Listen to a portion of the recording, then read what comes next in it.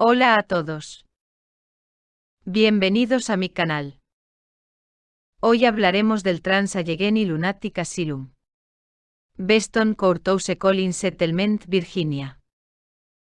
Construido por el arquitecto Richard Andrews, comenzó en el año 1858 pero se retrasó por el estallido de la Guerra Civil pero finalmente se completó en 1888.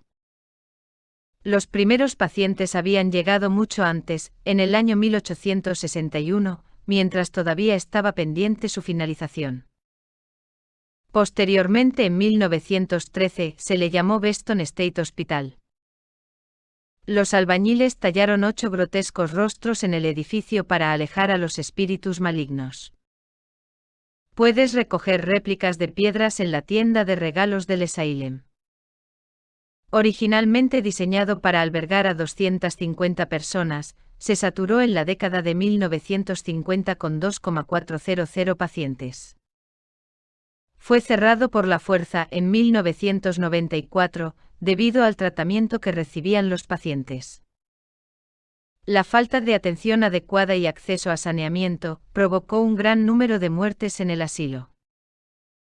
Si bien el recuento oficial de pacientes que han muerto en el asilo no está disponible, los historiadores han estimado que el número oscila entre 400 y 500. 3 pequeños museos dedicados a la historia militar, los juguetes y la salud mental se abrieron en el primer piso del edificio principal del hospital en 2004, pero pronto se vieron obligados a cerrar debido a que no cumplían con las normas de seguridad contra incendios. Joe Jordan compró el hospital en 2007 y está abierto para visitas guiadas históricas y paranormales durante el día, así como cazas de fantasmas nocturnas y visitas paranormales. Se le volvió a cambiar su nombre y se le puso el antiguo.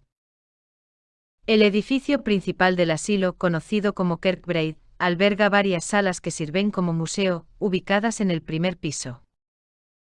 Hay pinturas, poemas y dibujos realizados por pacientes en los programas de arteterapia, una sala dedicada a los diferentes tratamientos médicos y las sujeciones utilizadas en el pasado, y artefactos como una camisa de fuerza y una tina de hidroterapia. Los guías turísticos se visten con ropa que se asemeja a los trajes de enfermera. La oferta de recorrido histórico más corto permite a los visitantes ver solo el primer piso, mientras que el recorrido histórico más largo permite a los visitantes ver los 4 pisos, los apartamentos del personal, la morgue y la sala de operaciones. Aparte de los recorridos históricos, también hay 2 recorridos paranormales. Ambos comienzan cuando se pone el sol. Las palizas eran muy comunes en aquel asilo y a menudo con resultados fatales. Se realizaron lobotomías a menudo sino con muy poca anestesia. Los reclusos fueron sumergidos en agua helada, un intento patético de devolverles la cordura a los pacientes. Cualquiera que se quejara o se portase mal era sometido a confinamiento solitario, encadenado a las paredes de una habitación vacía durante meses. Terapia de descarga eléctrica diseñada para freír literalmente las partes insanas del cerebro del paciente, junto con la castración química y la terapia de sugestión, reservada para homosexuales y personas con otras dolencias curables, en la que se inyectó un veneno a un paciente y se le mostraron imágenes, eso correspondía a su diagnóstico. Para hacer que la sensación de enfermedad física se asociara con su aflicción, para tratar de curarlos. Los gritos y alaridos de los pacientes encerrados hacían eco a lo largo de los pasillos de piedra durante día y noche. Las mujeres fueron violadas por presos varones e incluso por los mismos guardias, los pacientes se apuñalaban unos a otros. En un caso, 2 pacientes ahorcaron a uno de sus compañeros con unas sábanas, al ver que no moría, la pareja lo descolgó y usó parte de una cama de metal para aplastarle la cabeza. Se dice que el fantasma del hombre asesinado continúa rondando la habitación en la que murió. Incluso el personal no fue inmune a la violencia y varias empleadas fueron violadas. Muchos exempleados informaron haber sido atacados mientras estaban de servicio. Una noche una enfermera desapareció, su cuerpo descompuesto fue encontrado 2 meses después al pie de una escalera en desuso. En 1992, un paciente llamado George Edward Bowdy murió después de una pelea con otro paciente. Otro paciente, Brian Scott B., se suicidó y su cuerpo no fue encontrado durante 8 días. Las historias de apariciones y espíritus que acechan dentro del edificio y en los terrenos comenzaron mucho antes de que dejara de ser un hospital. Los informes de apariciones y los sonidos de almas inquietas se volvieron comunes. De hecho, se dijo que algunos trabajadores se quedaron solo unos días y renunciaron después de escuchar ruidos inexplicables, como las ruedas chirriantes de las camillas que rodaban por un pasillo.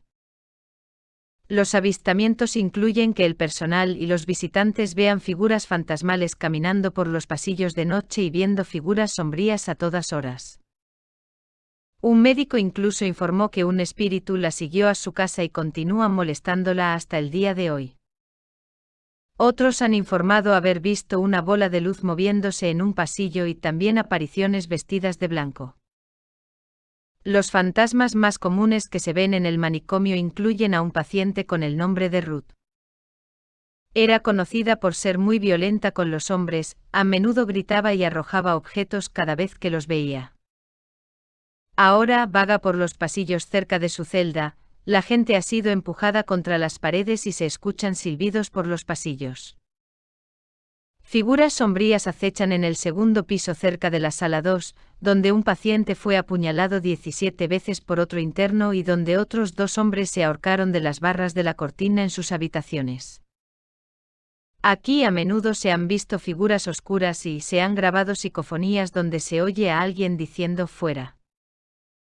Los visitantes a menudo oyen gritar sus nombres, o los sonidos metálicos de las camillas invisibles que empujan las enfermeras fantasmales o los tubos que golpean. Muchas voces han sido grabadas en el interior del asilo, voces ásperas que les dicen salgan o cálmense. Una de las presencias más siniestras, la enredadera, una sombra que se desliza por el suelo, siguiendo a los visitantes, acecha en el 4º piso. En el 3er piso, aparte del fantasma del hombre que mataron a golpes, también se aparece Big Jim, así como una enfermera llamada Elizabeth. Una de las entidades más famosas es Lily, el espíritu de una niña de 9 años, con vestido blanco, que vivió durante algún tiempo en el 4º piso del asilo, zona que fue devorada por las llamas en 1930. Muchos investigadores afirman que se trata de un espíritu del que se obtienen respuestas tremendamente inteligentes y que incluso llega a mover objetos si se le pide. Le gusta jugar con los visitantes y el personal, ya que los juguetes se mueven por sí solos y una caja de música se enciende sola. Una historia dice que sus padres la dejaron en el hospital, mientras que una segunda historia dice que nació allí de una madre comprometida. Murió de neumonía y nunca dejó el único hogar que había conocido. Lily es uno de fantasmas considerados benignos del sanatorio. Pero no todos los que se encuentran allí son tan amables como ella. Otro fantasma en el 4º piso que muchos han visto es un soldado al que llaman Jacob, que se dice que pasea por los pasillos.